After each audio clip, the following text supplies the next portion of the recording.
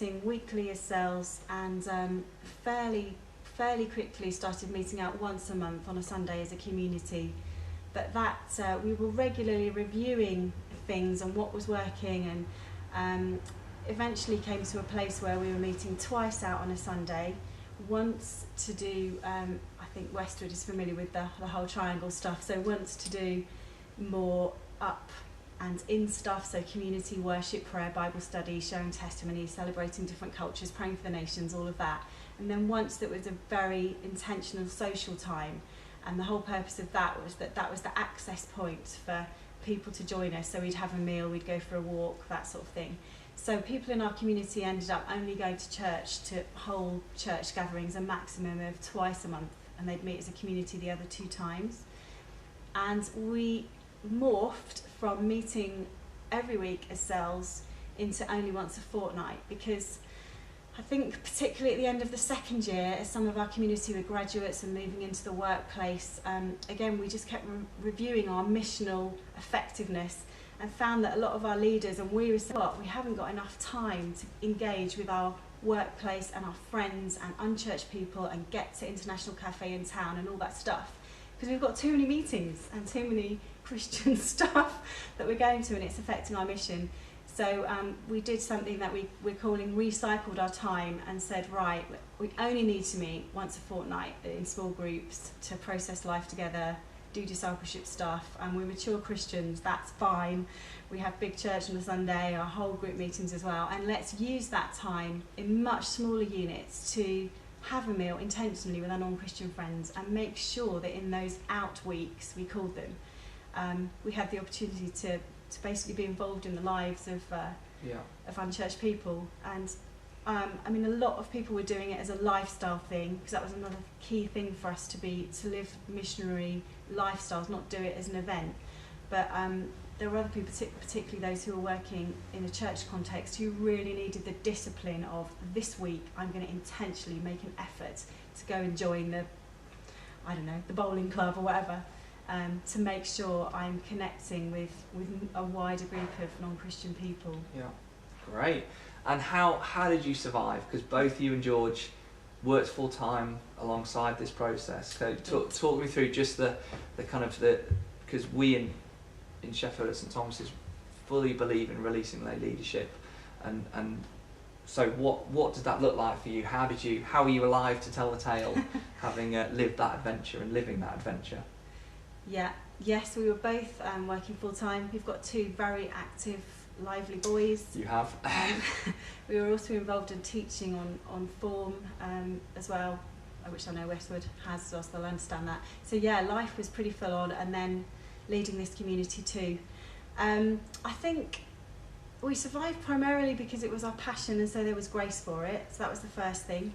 We survived because we were very careful to build team from the beginning and delegate as soon as we could, and we had a great team, and that was a really strong value of our community. So if you came to one of our meetings in year 2, you wouldn't actually have known that we were leading it necessarily, because anybody else could have been at that time. So that was an important principle. The recycling time thing, as I said, was key as well for us. But the other decision that we made for the 3rd year was to deliberately step back from leading a cell group ourselves. So at the beginning of year 3, we were leading the 4th cell group, and we'd sent out the others.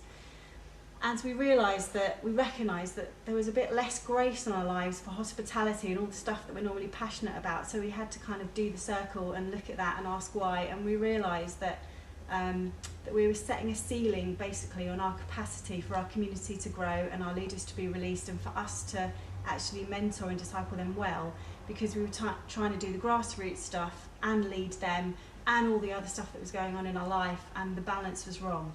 And we also picked up in our kids and stuff that there was the balance wasn't right.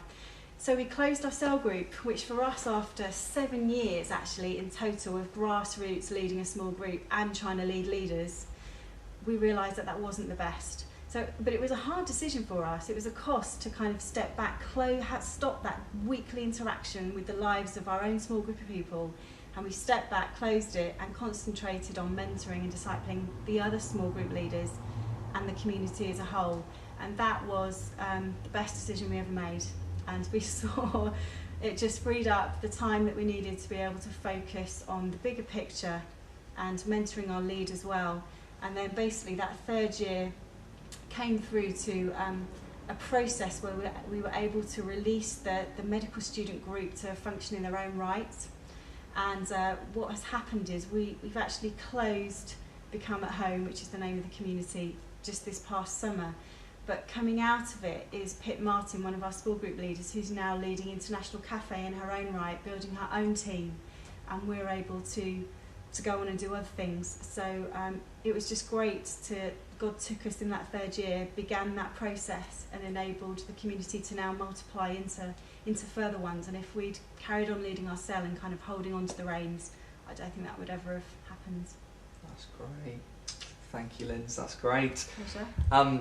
A few of the other stories that we have here, just to encourage you. Interestingly, one of the things Linz talked about was the combination of their passion and heart and a need and an opportunity in terms of there not being a group for international students. We have a growing work with asylum seekers, primarily Farsi-speaking Iranians and Afghan people, and that started with one person apiece, who someone just met and invited to come to the evening service. And the couple, an older couple, he's a judge, who were on welcome that night. They welcomed this Iranian guy in who'd said, "Oh, I've met someone and I'm interested in church and want to find out more." They welcomed him in and rang one of the local projects that works with asylum seekers and said, "Oh, we've got an Iranian guy who's come.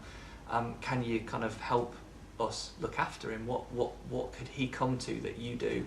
And this very wise Christian said, "Well, why don't you look after him?"